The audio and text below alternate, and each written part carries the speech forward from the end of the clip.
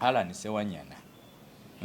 yafudde nalabya ajeregerera statement embi ng'ajeregerera balimu ezo yakoze statement embi omanyi ffe mu busiraamu bwatuteekateeka nnyo bw'osanga omuntu nga mulwadde omuwedduwa y'abalwadde bw'osaba omuntu nga mulema omuwedduwa kuba gwe kankubuulire eno vidira gimuwe Alani wallahi tekirimu yadde eddakiika entono nnyo okera ku makyanga Alani ate ya abiri gonna nga tagalina okitegeera otambulira mu mmotoka ekukuba eri n'ovaamu ng'oli mulamu n'ogenda emunago ne bagukusalira nti mayanja okuddamu okutereerako tugajjirako wano okitegedde kakati mulekera okukozesa obulemu bwa bannammwe okubufula nti kyemugenda okwesanga ekyokulwanyisa okudifendinga serefu z'ebyobufuzi byammwe okitegeera era Alani ekyo nze mbakuba ye nabadde ngenderawo ku media neneetonderawo ng'okimanyi nti kakati Alani agenda suula Lukwago Alan agenda kusuula Lukwago omanyi sympathy ono omusajja gye yafunye omusajja yakoze statement nempulira nga ennaku enkutte bali mu ezo yabadde bakula aloba yawayiswa mufumbiro bayawoni n'akugjayo bwati n'agamba kino kyemulaba kino kyuma nakigula $7,000,000 okitegedde naye njagala obbategeeza siyagalangako kutambula nga nyina ekyuma okitegedde nange saamanya naye abavuddeyo ne basekerera okugulu kwange kuno bategeere nti nabo bujja kukeera ku makya nga bataddemu ekyuma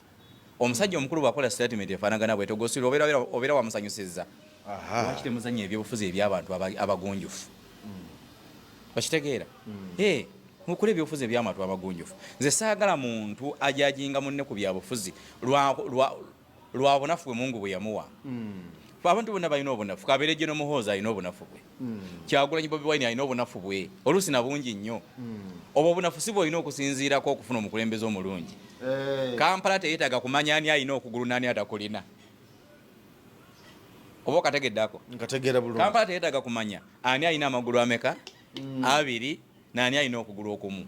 mukoka bwe yabadde ajja mu maduuka g'abantu wedde ayitawo abalema bwatetundi abalema mu ggwanga agenda kuba tukoze bubi nnyo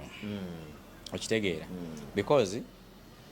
gavumenti yalina ekitongole kiramba ekirabirira abantu abo era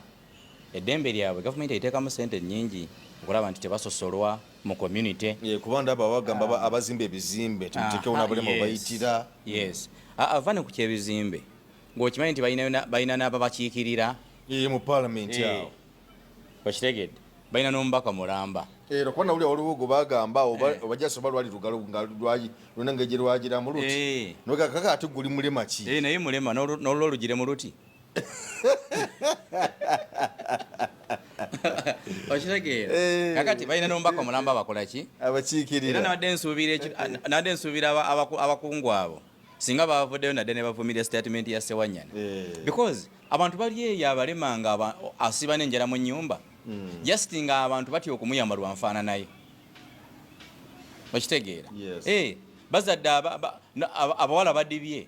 lwanfaana naye ani awasa omulema okitegeera kati gwe ng'oddako oyo mukyala wabali mwezo ngo gaate omutenda nti namuzira kati nze kasannalaba Sewanyana nga atandise okola waati nemumanya kati ono oba bufumbo yabaliga lengera ebigambo byayogera kati because banno wali oyagala kaadi yaabwe ne batagikuwa nga n'ensonga tebagikuwadde novayo n'ogamba nti nze kuyadde ndi wa NUP kuba mmeya ngenda kuwagira ani atali wa NUP okitegeera weebaze akakiiko ka NUP akakumma kaadi okitegeera